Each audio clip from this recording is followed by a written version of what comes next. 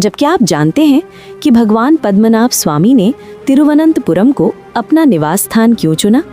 केरल के घने जंगलों के भीतर एक ऐसी दिव्य रहस्यमयी कथा छुपी है जिसके बारे में बहुत कम लोग जानते हैं, और इस कहानी का अंत सब कुछ बदल देता है।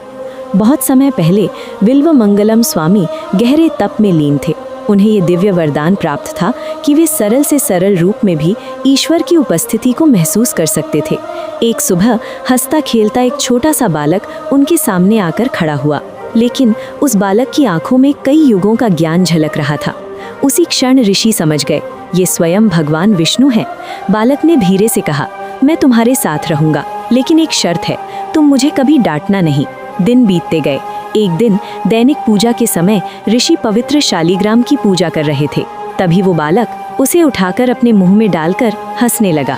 उस क्षण ऋषि का क्रोध फूट पड़ा। उन्होंने ऊंची आवाज में डांट दिया। अगले ही पल वो बालक गायब हो गया।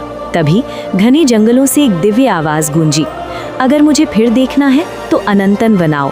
ऋषि दौड़ पड़े। भूख, थकान, पीड़ा किसी की परवाह किए बिना वे कई दिनों तक चलते रहे। अंततः वे प्राचीन नागवन अनंतन वन पहुँचे। वहाँ एक विशाल इलुप्पई वृक्ष के नीचे वही बालक मुस्कुराते हुए अचल खड़ा था। ऋषि कुछ कह पाते उससे पहले ही वो बालक पीछे हटा और वृक्ष के भीतर समाहित हो गया। वृक्ष का तना मानो उसे स्वीकार करते हुए खुल गया। अगले ही क्षण धरती कांप उठी। भीषण गर्जना के साथ वो वृक्ष धराशाही हो गया और उसी वृक्ष से अनंत शयन मुद्रा में भगवान पद्मनाभ स्वामी प्रकट हुए। महान नाग अनंत के ऊपर शयन करते हुए भगवान विष्णु। उनका स्वरूप मीलों तक फैला हुआ था। मानव आंखें एक साथ पूरा रूप देख ही नहीं सकती थीं। ऋषि भूमि पर गिर पड़े और रोते हुए बोले, हे प्रभु, इतने विराट स्वरूप की मैं पूजा कैसे करूं? तभी वो दिव्य स्वर फिर गूंजा।